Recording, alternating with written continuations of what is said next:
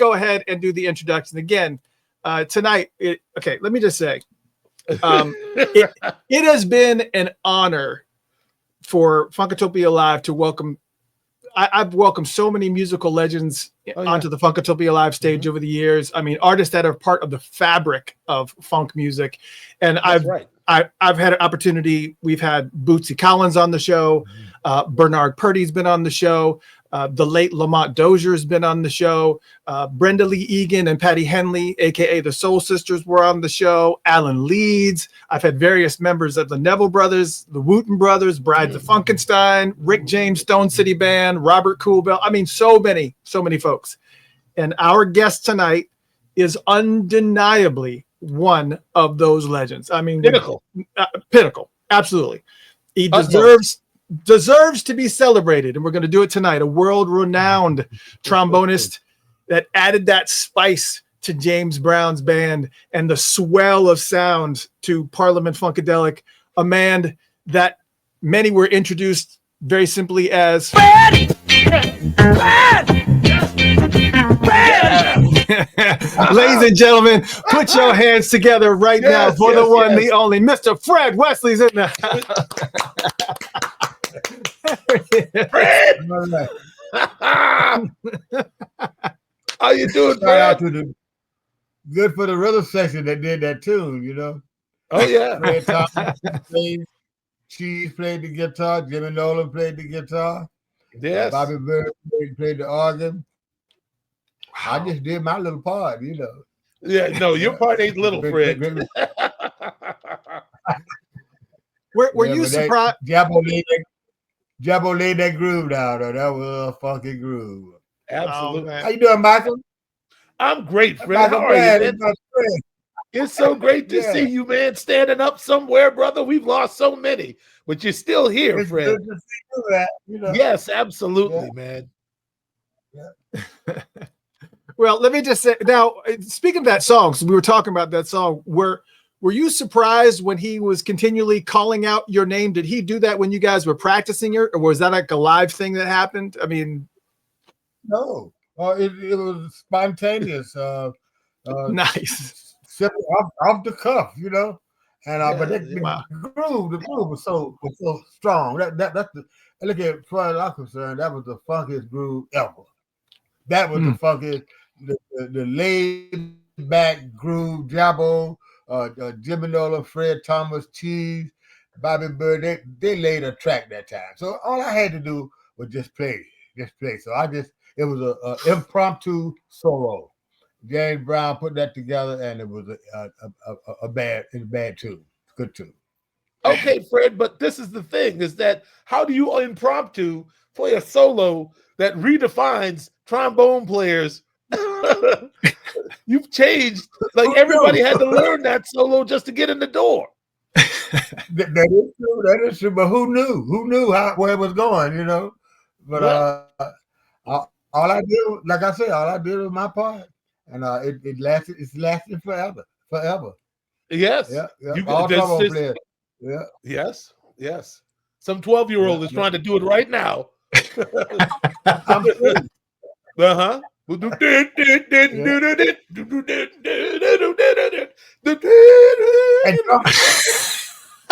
trombone players who don't play, not only trombone players, drummers, guitar players, everybody hums that part. They say, "Who you?" I said, "I'm Fred Wesley." They say, "Da da da da da da." So, yes, you talk about that, Fred. I can't get away from it. You ain't supposed to. That was like a musical atomic bomb, man. Yeah, well, just that solo. We ain't talked about none of the other solos. Just that. Yeah.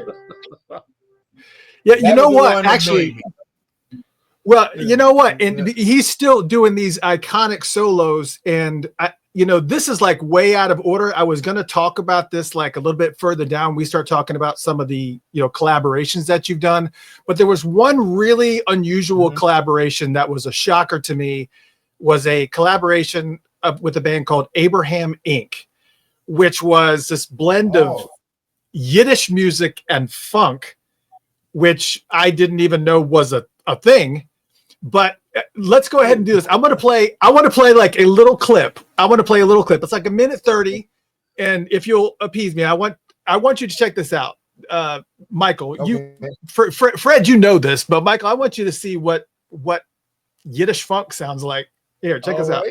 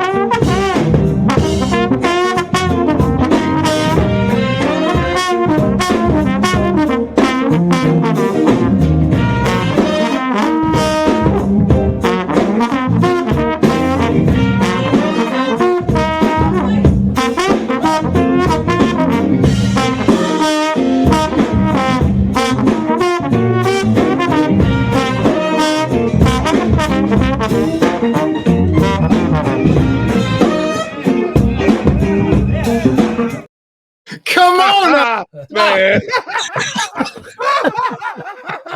I'm about to throw this laptop across the room, man. Every phrase was funky and conversational. He was telling you a story. That was a funky story that Fred was playing. Oh, man. My God. So, tell me about Abraham Inc. I need to know what about this project. I was approached by David Krakow. He's a clarinet player and a rapper. This includes hip hop. Rapper named So-Called. His name is Josh Dogan. And they said they wanted to do something. One time with jazz and funk and hip hop and klezmer. I said, what is klezmer? I didn't know what klezmer was, you know. So I got me a bunch of klezmer records and I listened at them and I knew who David Krakow was after I listened to his klezmer and hip hop with So-Called, and I just put some things together, and this is what we came up with, you know. It's called Abraham Inc. And it merges the four genres together: jazz, hip hop, funk, and whatever the other one is, you know. Yeah. Yeah, it's so great. It's been a very successful endeavor. Yes. Yeah. That was nasty. It was like that was waiting to happen. That sounded like a perfect marriage to me, man. Yeah, it was very unusual. But this is actually the album cover for it right here. Yeah. But okay, man, unbelievable. I was like, I didn't know what I was listening to because I obviously cut out the clip of Fred playing, but there is a very, very heavy Yiddish. It's very heavy Yiddish, but it kind of like weaves itself in and out of this funk, and it's just you're like, what's happening here? It's really inventive. It's pretty amazing. And hip hop. And hip hop. Yeah. And hip hop. Yeah. And a little jazz. You find you listen at the whole album. There's a lot of good stuff on there, you know. Man, it's amazing. We did a successful merging of the music. Funk merging go anywhere. Music. Yes. Oh my gosh. Well, I know that we only had. I only know we have you for about an hour, but I want to cover so much. But I really want to start kind of at the beginning of your childhood because I've listened to a lot of interviews, but I don't really feel like I've got a good encapsulation of about your father and that he in a big band or he led a big band and you were actually a part of that back in Mobile, Alabama. Can you kind of go to your childhood and kind of talk a little bit about that and where you started? Well, my father led a big band. He led a big band in Mobile. I was already trying to play trumpet. I think that was my first instrument. No, my first instrument was piano. My grandma was a piano teacher, and at 3, 2, 3, 4 years old, I was playing the piano. You know, my grandmother had me play you know. So I knew what music was, you know.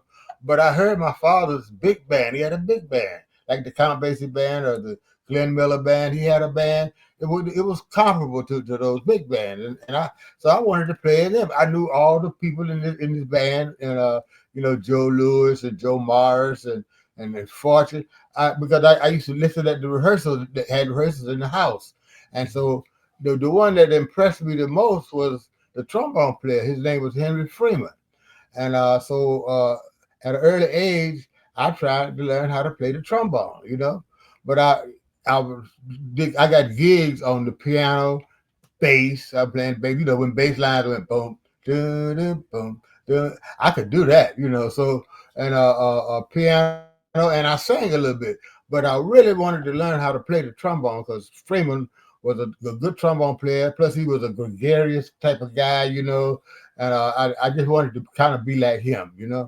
But then when I heard J.J. Johnson, that turned me around. It's okay, now that's real trombone playing. That's what I want to do. So I studied JJ for years, and you know, I never got to play jazz. I went with Ike Tina Turner and James Brown and various other bands, you know. But I never played in a real jazz band before, you know. So that's the story of my life with James Brown. He recognized I could play solo, so I played solo. It turned out to be funk. So funky solos became part of me, and me a part of funk at the early age. But it was jazz that I was looking for. Now you were also in the Army as well, correct? And you were in the band in the Army. Yeah, that's where I really studied the trombone, to learn how to play the trombone in the Army. Because, like I said, I was playing the other instruments, you know. But when I got out of the Army, that's when I went with James Brown. Now, in the Army, you know, obviously they have band leaders too. Did anything in that experience kind of lend itself to, you know, how you play, or, you know, I mean, was there any good takeaways from that experience playing in the Army? Well, I went to the Army School of Music, and I had a teacher. His name was Joe Phillips, and he was a good teacher. He taught me how to really breathe properly and slide positions, and you know, how to play the trombone correctly. Because with Ike Tina Turner and with B.B. King, all those groups, I just had to just play. You know, it didn't make no difference how it sounded. As long as it blended with the other horns, it was all right. But when I was in the Army, it had to be the trombone sound, you know. And so Joe Phillips taught me how to breathe properly and how to play the trombone properly, the proper articulations and everything, you know. So when I got out of the Army, I went with James Brown. Back to funk again. Yeah. But it was all right. It was all right with James Brown. But I knew how to play the trombone then, you know. Yeah, I think that's remarkable that first you had a chance to find your voice on the instrument, and then somebody showed you the particulars later. I think that's probably the secret that made you stand out. Had you been put in that box with everybody else in the beginning, we may not know your sound the way we know it. Exactly. I might sound like Joe Garado or somebody, you know. All right. A proper trombone player. Sure. Without that training in the Army, I never would have gotten into the Count Basie orchestra, you know. I see. Yeah. Wow. Yeah, we're going to talk about Count Basie, because I definitely want to talk about the transition from moving from James to Count Basie, because it's like, that's incredible. That's like two opposite sides of the spectrum. And you obviously have to be extremely talented to do that. And we know that you are. But I do have to ask, you know, as far as working with James Brown, some people may have never heard the story, but how did you get connected with James Brown? And then I kind of want to talk about the process of working with James, considering, you know, his different characteristics or whatever. But let's start there. How did you connect with James Brown in the beginning? Well, the trumpet player named Wayman Reed was in. I first met him in a circus. He came to Mobile with a circus, and the circus only had two musicians, a drummer and a trumpet player, and he was the trumpet player. And so they hired people from the city to play in the circus band. I was one of the people that they hired to play in the band. So me and Wayman got to be good friends because we used to go to jam sessions after the shows and all that. So he realized that I could play the trombone, you know, and he liked me and I liked him. So he went on, years went by, and he finally came out and told me, say, James Brown needs a trombone player. Do you want a job? You know, I said, I really don't, but I'll take it. Anything to get out of here. I was in Mobile, Alabama. I was back in Mobile out of the Army. And we weren't doing anything, but just playing blues, like I'm playing bass again, playing drums and stuff, you know. But he was giving me the opportunity to get out of Mobile and to be a trombone player with a show. I had no idea how big, how great the show was, you know. But I said, yeah, I'll take the gig. You know, the money wasn't that great, but yeah, I'll take it. So that's how I got the gig with James Brown. I went to see James Brown, and I was really impressed by that first show that I saw, because it was like a Broadway show. And it was first show I saw was in a rodeo barn, but it was a great show. It set had lights, cameras, the MC, microphones, everything. You know. All right. I was very impressed with it. You know, James Brown had a real tight show, and after so long, you know, I had to sit along the sideline and dig the show before I got on stage. So after I had completely absorbed the show, he let me on stage, and the rest is history. You know.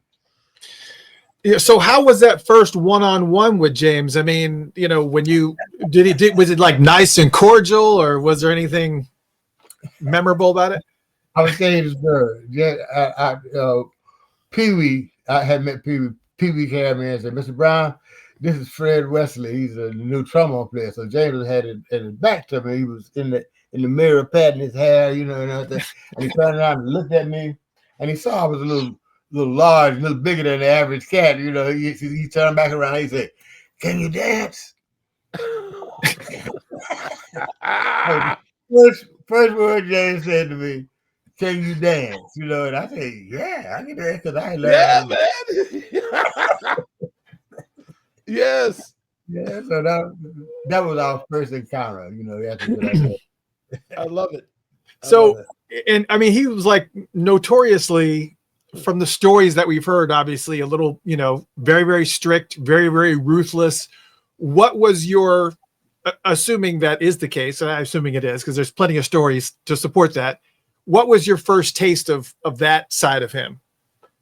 Well, you know, rehearsals. He used to rehearse every day, from the time he got to the gig to the time the show would on. He would rehearse. I don't care.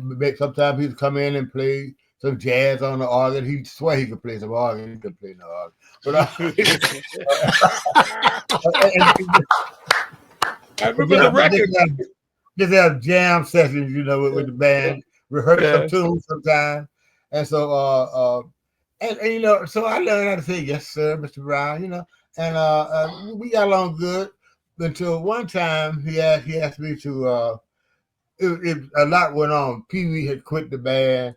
Wayman had gone on somebody else. He went with Max Roach, I think. Anyway, so there was nobody left. Me and Maceo and some of the other guys, Jabbo.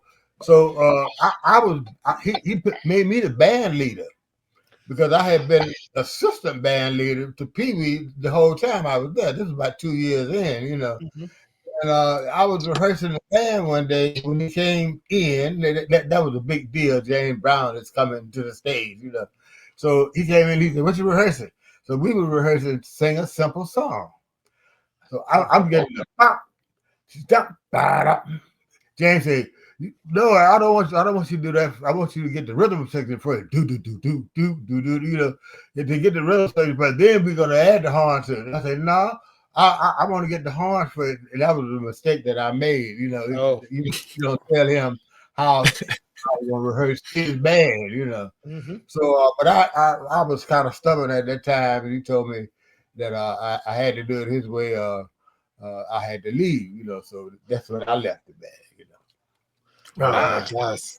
Yes. So that when you said you were the band leader, is this the JB period, the original JB period with, or is this? So you were a band leader twice, because I also remember that you were the band leader for the JBs with Bootsy and Catfish and all those guys. But yeah. Go ahead. I'm sorry. Bootsy was the original JBs. Right. That was Bootsy's band. They recorded a tune called "The Grunt," and they also recorded "Sex Machine" and "Superbad" and "Soul Power." Now, "Soul Power," that's when we came together. Bootsy and me. That's when we became. I did the horns with "Soul Power," you know, and Bootsy had done the rhythm, you know, and James Brown did, you know, "Soul Power." So but Bootsy would not do as James Brown wanted him to do. You know, he rebelled against James Brown. I hate to tell you exactly how he rebelled, but he did rebel, you know.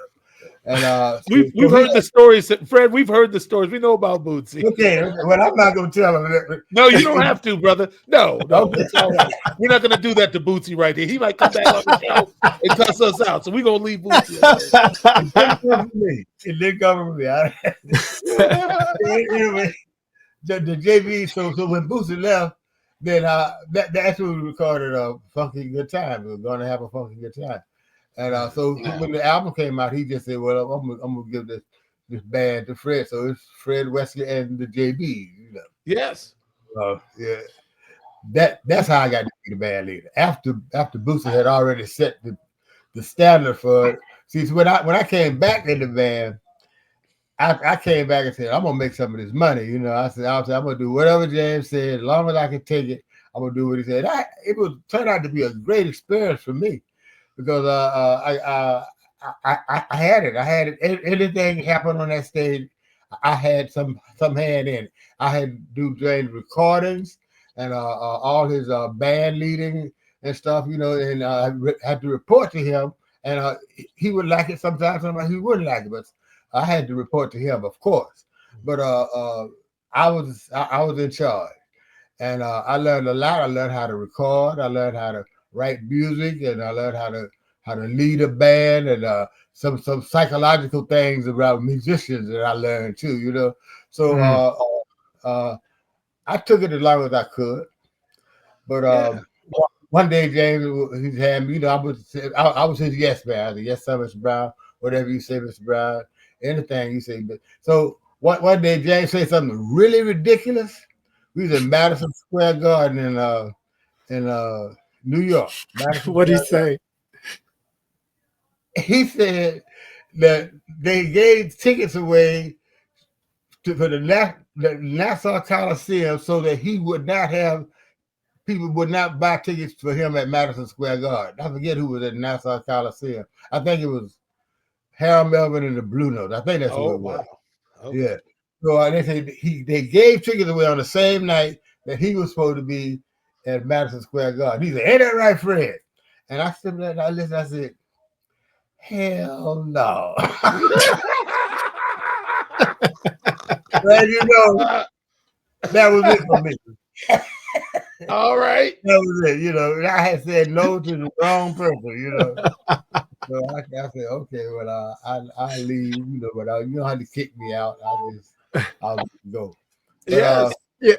It was a great run with James Brown. I had a lot of fun, and I made a lot of money, and me and James got to be good friends. Even after that, you know, we still got to be friends, you know.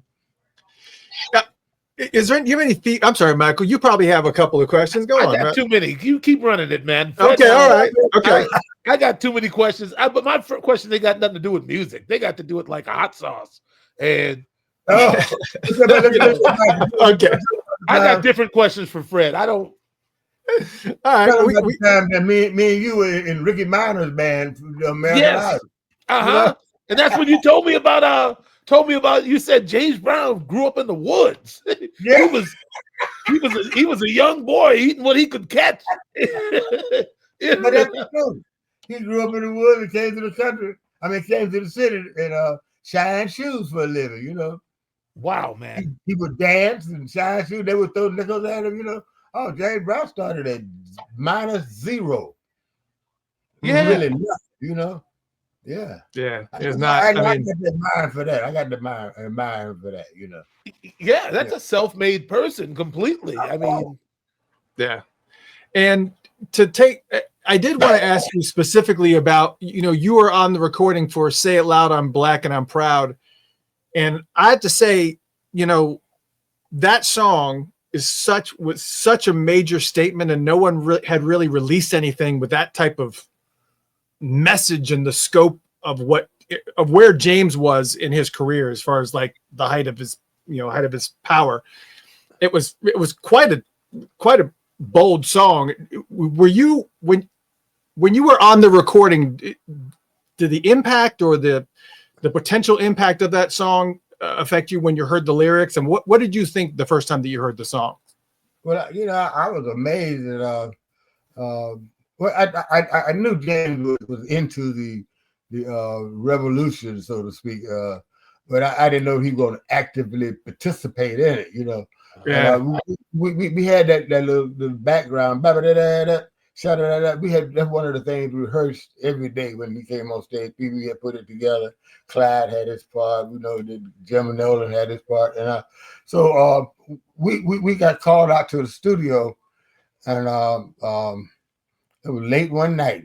He decided he was going to record a song. We just knew it was going to be a song, and so we went to the studio. We practiced, rehearsed the track, and he came in one time, and again he made his entrance. This time it was him and a bunch of little kids, you know, and we wondered what they was about. But then he started looking at the piece of paper and he said, "Say it loud." Those kids said, "I'm black and I'm proud."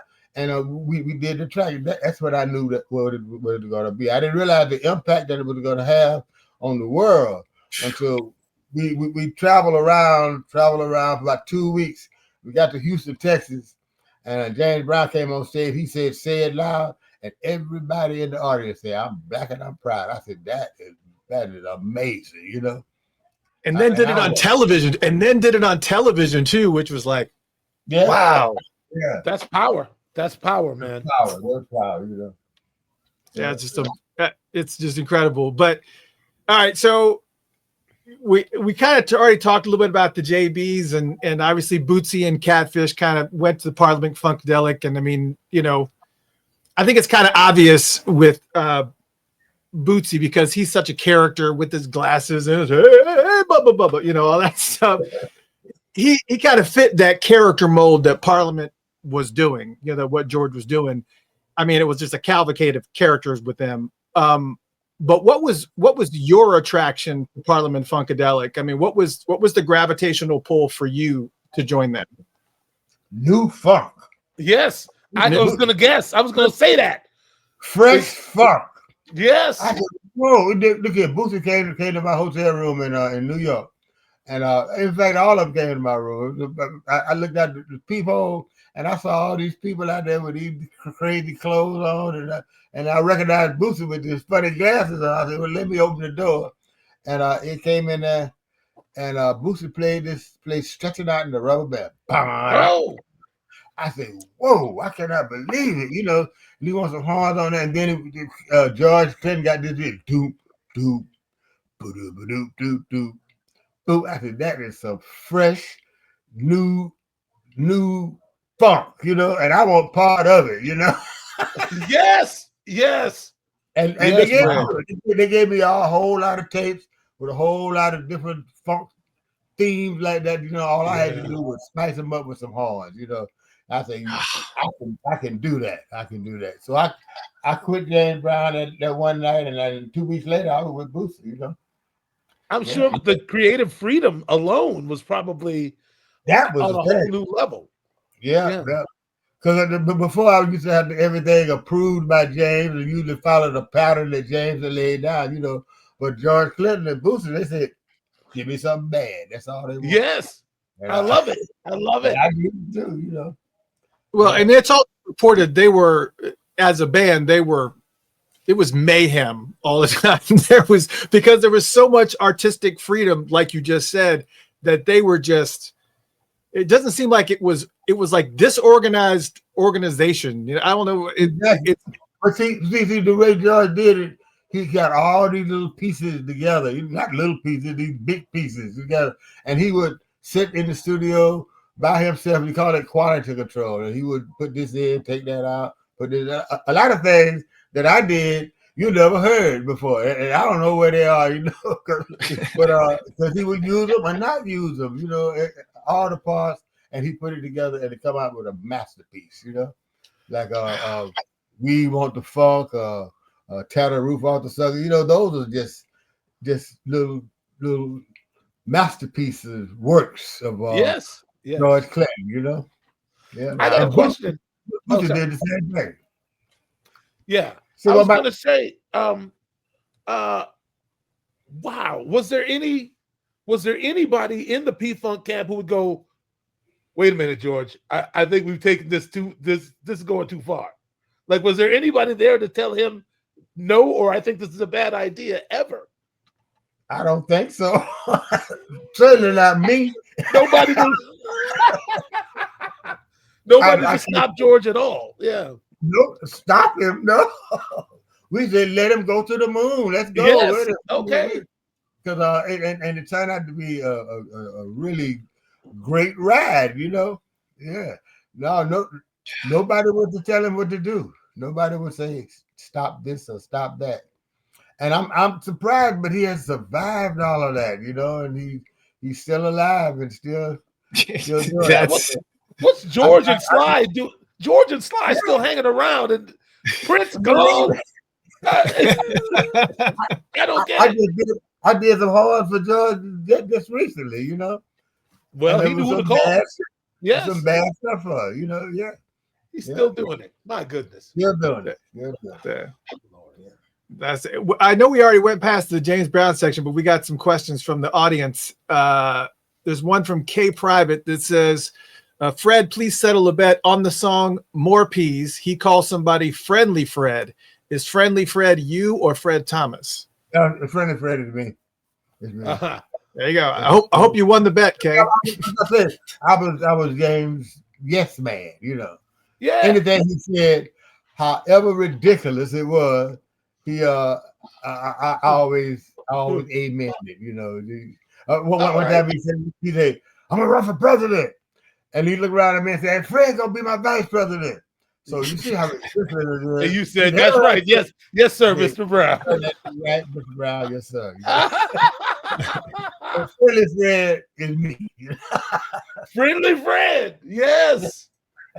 There's and then we have one more here from you guys can continue asking questions and I'll just star them. So don't feel bad if I don't read your question right away. We're trying to obviously be respectful of his time, but Lisa did ask a question. If you had any memory of the Boston Garden Show in 1968. No, a lot of people ask me about this, and I was new in the band, and all I did was just hold my head down, hope I didn't get shot in the head, and I would just let all the other guys. I was just following suit, whatever they wanted to do. I would dare to do it, But I was brand new in the band. I had been in the band about 2 months, In fact, I wasn't even on stage for the performance, but I saw it. I saw the whole thing, But that's the only memory that I have. I was back behind the Leslie, the speaker, because I didn't have a uniform even, So that's about all I remember about that, Did you have to play? Were you playing from off stage, or were we just watching? I was playing from off stage. I was playing the songs that I knew, and the things that I didn't know, I was not playing. But okay, I was off stage. All right, I got to ask you about this because this is, and we had it as our wallpaper when we first started the show. This right here is the best photo I've ever seen in my life. It's a Fred Wesley. Fred Wesley and the Horny Horns. Let me just, I got to ask about this photo. First off, again, best photo I've ever seen in my life. Walk me through this photo shoot from the location to who made the fashion choices. I need to know about this photo shoot. Well, I really don't know where that was. I can't remember. It's somewhere in New York. I know that. But the fashion shot, I tried my best to get into it with like George and Boosie, but I never quite made it, So that's why I got this fur coat on and the glasses. All right. I never quite made it to that wildness that Boosie has achieved maximum wildness, with his dress. And so I just did the best I could. And the rest of the guys, they kind of did the same thing. That's Rick, Push, Maceo. So we were just trying to fit in, Horny Horns. I need a poster. I need a poster of this, like a framed poster of this shot. I'm hip, man. I'm feeling it. Yeah. It's just so it's so cool. Yeah, it's definitely cool. So all right. So, but I mean, it's I got to know about this too, because this album here, Fred Wesley and the Horny Horns, obviously we're still talking about you. A blow for me, a toot for you. They don't give albums names like this anymore. Just saying. So in this album, that's true. That's true too. In this album. So when you're doing, go ahead, tell me. I'm sorry. Go ahead. No, that a blow for me, a toot to you. That'd be mild these days. The way I do it on stage, I say a blow for me. I think James Brown was not the only band I would. I say I had a band called the Horny Horns. Everybody in the audience would laugh. I say not that kind of horny. The horny. Yeah. And then I say we did an album called A Blow for Me, a Toot to You. They would laugh again. And I say anybody laughed at that, they know what it's about. Yeah, exactly. You're ashamed of yourself. But that's really mild compared to what I wanted to name the album Blowjob. That would have been perfect. Right. I wanted to name. George said, "No, we can't do that." You named the Horny Horn album Blowjob. They wouldn't do it. They wouldn't. Man. This is, I mean, and the album deep gravity is, Yes, I guess when you have there's no guardrails, you can do what you want. But I guess that was nobody wanted to name it Blowjob. They didn't do it. Well, okay, well then we at least found one line that George didn't want to cross. Right. Yeah. Okay, we got one. Oh my God. Oh boy. Let's see what else that I have here. Obviously I love this photo too. Back in 2011, you joined forces with Maceo and Pee Wee Ellis, who left us in 2021, I guess it was. But it's obviously tough to even think about finding somebody worthy to sit in Pee Wee's position here. But have you even remotely considered doing another horn supergroup type of a get together or collaboration like this in the future?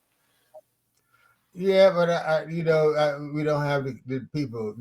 Maceo doesn't play anymore, and Pee Wee's gone, and I just can't find anybody with the instinct that Pee Wee and Maceo had. We had an instinct together of how music should be played, and we got it from James Brown. We did get the instinct from James Brown, and because we never rehearsed, and we had the best show that you ever want to see, because we had the James Brown theory embedded in us, and that's just for being. But Pee Wee must have been only about 4 or 5 years with James. I was with James for 7 years. Maceo been with James forever, and that's what led us to play together like we played and to do the thing that we did. because we had that instinct, you know. And I don't think I can find it again, you know. I'll say this: the most enjoyable, one of the most enjoyable memories of my life was when I walked into Studio B and saw you and Maceo with Matt Bliston and Eric Leeds recording horns for I think it was Let's Get Satisfied. And George was it was in Studio B at Paisley Park. I just stopped out there to get some cymbals, and somebody said, you know, Fred and Maceo are in Studio B. I said, what? Mm-hmm. And I came in there, Mr. Clinton is already, come on in here, man. And I sat down on that leather couch and watched y'all. You discussed it, what you were going to play, and then you just played it. Nobody practiced. Nobody did nothing. I mean, what I'm saying is that certain cats, I mean, well, Eric understands because, I mean, it was like you guys were talking a whole different language. Yeah. Instinct. Yes. Okay. Yeah. It was the tightest thing I ever heard in my life, man. And y'all just, it was like it was nothing. Yeah. So I understand what you're saying. I guess in my own way, I'm like, well, make Eric Leeds come out and play, man. I can't see him refusing you, Fred. Oh no! Well, you know, the band I have now, Gary Winters and myself, and we have various tenor players. I forget about Eric, but we could use him. But we have a guy named Charles McNeil from Las Vegas, and we gel together. We don't have that same instinct, and we have had tenor players that came in the band and didn't make it because they didn't have that instinct, you know. But Gary and me, we always can stick together. It's just hard to get that thing together. I got it, man. It's hard to get it together. Yeah, especially with so many of the cats going home, man. It just you know, everybody's going to meet their maker these days. You know, that's it. Yeah, man. And when we talk about like the future of funk too, I'm glad that you're still out there and you're still doing things, man. Because you got to keep funk alive, and especially the OGs. I mean, out there that show people how to do it. And we kind of touched on this topic last week, that funk is kind of sort of faded away, and like the primary torch bearers are like in the background of hip hop music, and also the jam bands that are out there like Lettuce and the New Master Sounds and the Gray Boy All Stars. You played with the Gray Boy All Stars, you sat in with them, I believe. But I recorded with Lettuce and the Gray Boy All Star. When they were I forget the name of the band called this and had before. Anyway, but I recorded with those. But you know, nowadays I really don't understand what's going on. You know, so what I try to do is just remain solid and do as best as I can, keeping the funk alive, you know. But it's gone somewhere else now. It's gone somewhere else, and where I don't know what it is, you know. But it's still music. It's still music, and it's still good music, you know. And it's still funky music. But if I had to do another album, it would be from deep down within me. I try to do something different, you know. Yeah. I want to be a part of that, Fred. I would love for you to be a part of that, Michael. You know, you got a hell of a groove too, man. You know, people are gonna start accusing me of being on this show just so I can hook up with my favorite players in the world. We just had Mono Neon. Mono Neon was on, and I said, "Hey, man, why don't you come to Minneapolis and do something?" He said, "All right." Now I'm hitting Fred up. Like, listen, I'll come. Where you at, Fred? Where do you live now? I live in Montgomery, Alabama. I gotta come down there. No, I come up there. But you know, they told me Michael Bland is on. I said, Michael Bland, let me do this. Man, I would definitely do this. I didn't know I had that kind of clout with Fred. I work it out. Oh, you look here, man. You one of the baddest drummers. Look here. that I ever heard in my life. You know, it's about the groove. You know, and you got one. You heard him, right? Body, you know. You heard him, right? You heard him, Michael. You heard him. He said, right? I'll be in touch with Joya, Fred, because we got to do something. For real. Yes, you know? absolutely, man. Yeah, I mean, I love that. It's just that sound, that old school funk. It's just, even when they try to recreate or try to do something else, try to recreate that funk sound, they can't do it. There's something too polished about it, or I don't know what it is. Well, I mean, it's like most struggle music. Sorry, go ahead, Fred. Sorry. Yeah, it's electronic and the technical aspects of, you know, it's so easy to do things now. I wanted to compare it to weed, but you all probably don't smoke weed. But you know, when you wrong. Do it, when you do it for real, go ahead. When you do it for real, you know, it comes soulful, you know. But you do it, you know, all these technical things like Pro Tools and stuff like that.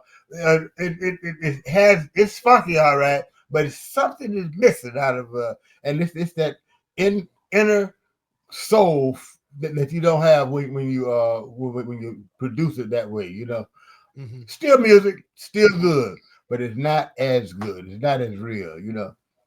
You don't get no realer than do it to death. Gonna have a funky good time. I agree. That's the funky thing ever. It don't get no realer. I agree. Yeah, I mean, and I think that's part of it too. Just like you were saying. Go ahead. I'm sorry.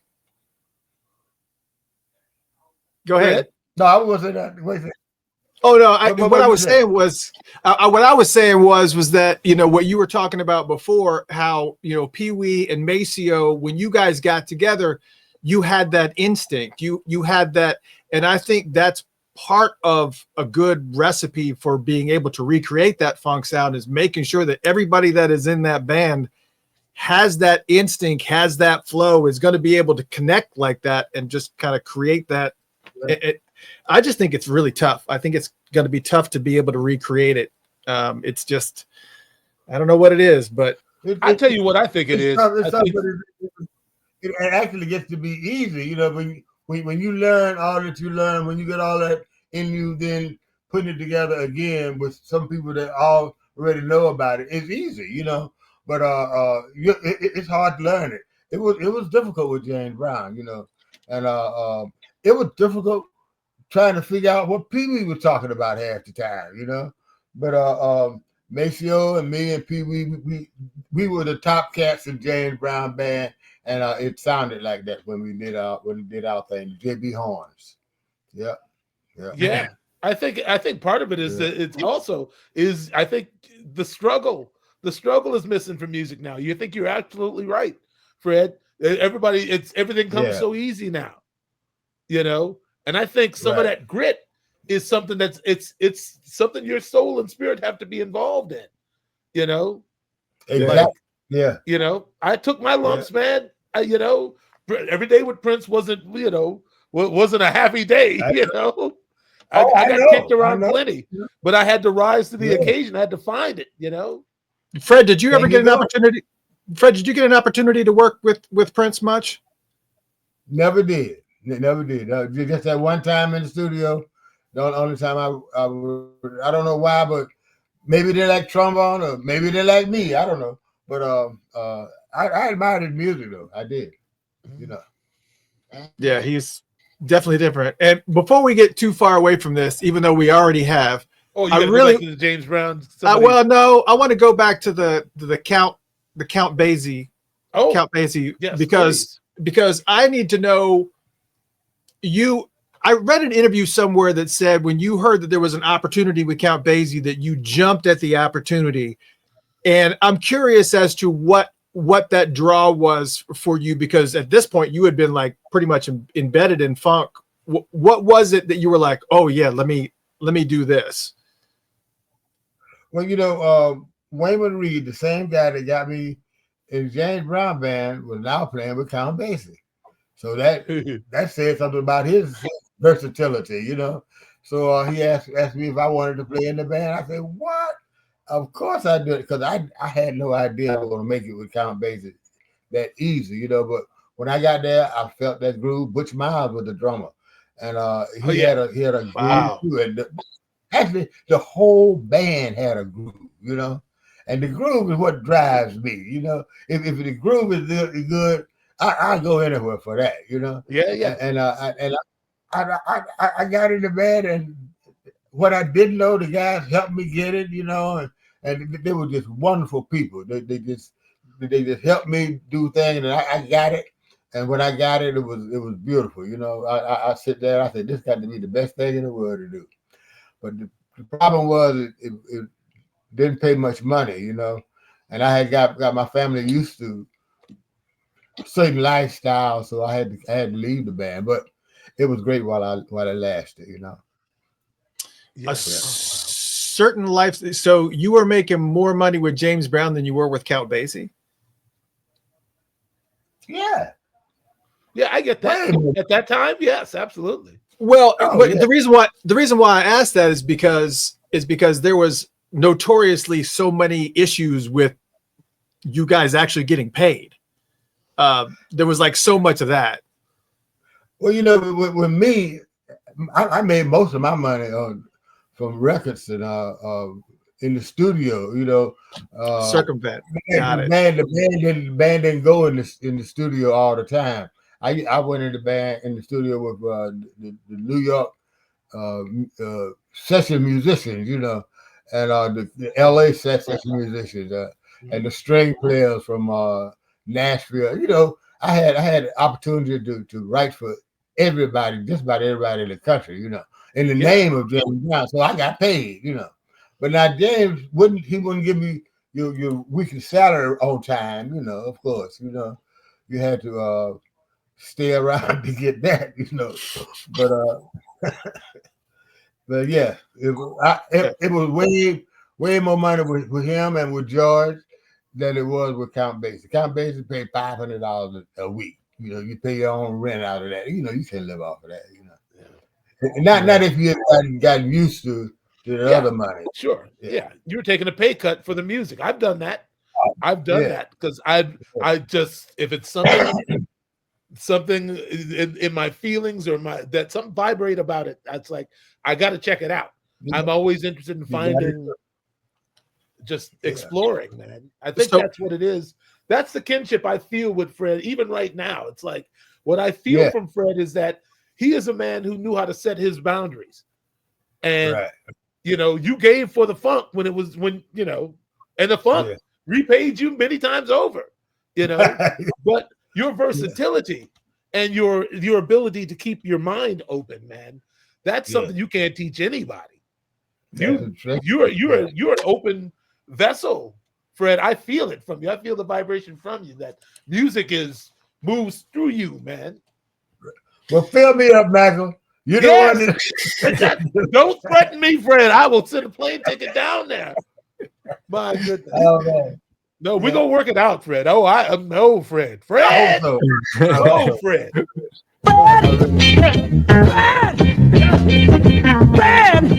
Fred. Yeah. Yes, Fred. Jabbo was the main man. You know, Jabbo. That groove started with Jabbo. And he was my main man. He could play that shuffle better than anybody I know. You know. Oh yeah. All right, so let's do a brief synopsis of some other collaborations that I'm interested in. How did you collaborate with Van Morrison? Oh, through Pee Wee. Pee Wee said, "Come on, I got a gig for you with Van Morrison." I just went there and played what he told me to play. You know, it wasn't no big deal with Van Morrison. That was Pee Wee's gig, and he just let me play my part with him. You know. Yeah. Oh, that's cool. What about Ray Charles? Oh, that's a bigger piece. I love his music. I love that music, but I didn't like Ray himself. You know, he was treated the band really bad, much like Western James Brown treated this band, you know, and Really? but you know, I had that bad treatment with James. It wasn't bad treatment, but it was just disrespect. I just couldn't understand Ray Charles disrespecting cats like Don Wilkerson, you know, fathead like that. Oh, He should bow down to him, at least have some respect for. But anyway, I just didn't like him. But I love that music though, you know. And I had a couple solo with Ray. It was a good band. It was a good band. That hurts my soul, but I get it, man. I understand. It's like, you know, people are the person and the artist often are two different people. Yeah, they are. And I can't understand that. I get somebody who makes such beautiful music and be such a jive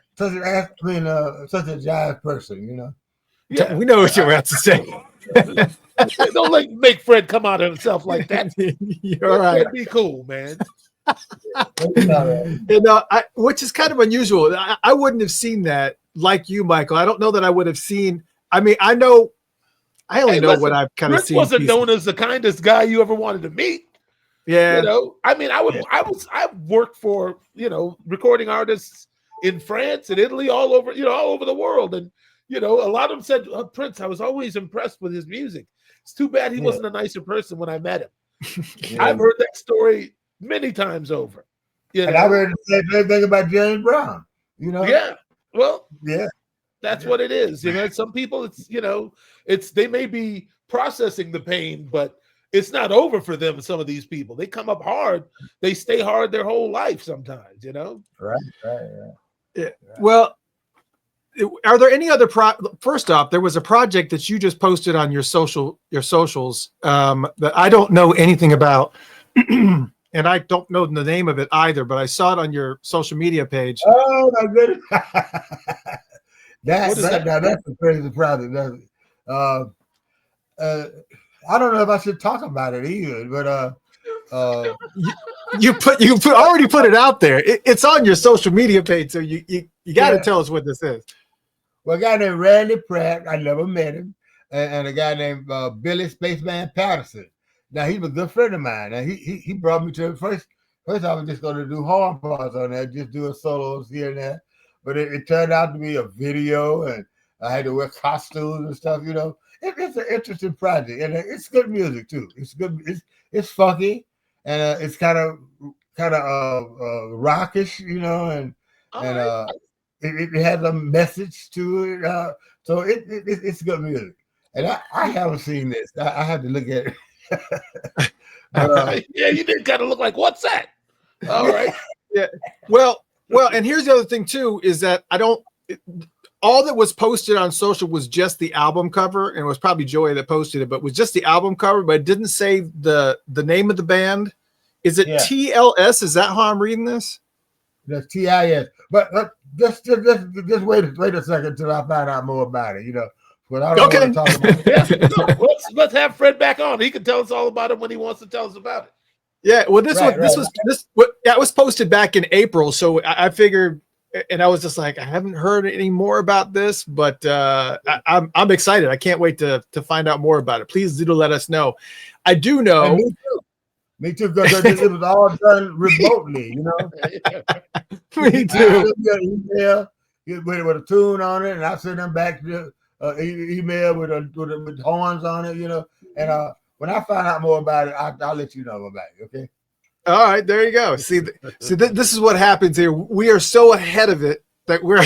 The other thing is that good people are busy. Fred ain't got time to be. Yeah, that's right. Fred's on to the next project. Right. But I do know. We'll leave it like that, okay? Yeah. But we'll leave it like that. Yeah. Obviously, you have this book, Hit Me, Fred, Recollections of a Sideman. And I did set up for all you folks that are interested in his book, I did set up a link to Amazon where there are very, very limited books that are available there. If you go to Funkatopia.com/Fred, it will take you right to that Amazon page where you can get this book. And I think the one that's there is like an autographed copy of it or whatever, but Yeah. When did you decide? When did you decide that? Ah, man, I just need to make sure that I get all this down for and to write this book. It was in 2002, because this is the whole book. You Right. wait till you see the next one. There's a new one. But, it's coming out soon. I mean, I'm gonna finish it soon and put it out. But I just had, it was so many interesting things that happened to me, that I just thought I should share it with the world, But it's a lot of good stuff in here. A lot of good stuff. I want to know one thing from Fred. I don't know why I'm compelled to ask this question, Fred, but did you ever meet Duke Ellington? Never met him. No. Okay. I played music and I know who he was, but Count Basie I loved, and I met him, and we were good friends. Yeah. I see. Wow. Yeah, my dad always preferred Basie. I don't know why, but he had all Basie's records. My dad liked that cool music. And you know what? I recorded one tune. I mean, I played a bit of solo, but I recorded one thing with Count Basie and Milt Jackson. And it was a live recording in Japan in 1979 with a solo on it. I played a solo on a tune called Left Hand Funk. So check that out if you get a chance. I sure am, man. I'm going right to Spotify. It's on there too. It's on there. Yes. Thank you. Yes. The Milt Jackson. I ain't heard his name in 40 years. And I'm 56. The last time I heard Milt Jackson brought up. Milt Jackson but the live Count Basie live in Japan, 1979. Now that's 1975, but the 1979. That's what I'm making a note right now. That's I am too. Tune called Left-handed funk. Yeah. All right. we're taking notes. Well, why not? When you got the professor on, you got to take notes. There's going to be a quiz later. Yeah. Fred, it was an honor. Thank you so much for hanging out with us. Ladies and gentlemen, give it up. If you want to check out some of his stuff before he goes, funkyfredwesley.com. Funkyfredwesley.com. Head to that website, get his merch, get anything you need to get. It is an honor. Thank you so much, sir, for joining us, Mr. Fred Wesley. I'll see you back later. Yes, I love you, Fred. Yeah, we will. Thank you so much. No, I'm going to be getting in touch with you, brother. All right. Mr. Fred Wesley. All right, brother. Take care, man. Take care. Take care. All right. All right. There he is, the one. Wow, oh, man. Come on. That was incredible, dude. Fred. Yeah. Man, I had all I could do not to mention Fred. I'm your host, Mr. Christopher. This is the mighty Michael Bland. We're signing off for the night, y'all. We'll talk to you soon. Good night. That sounds like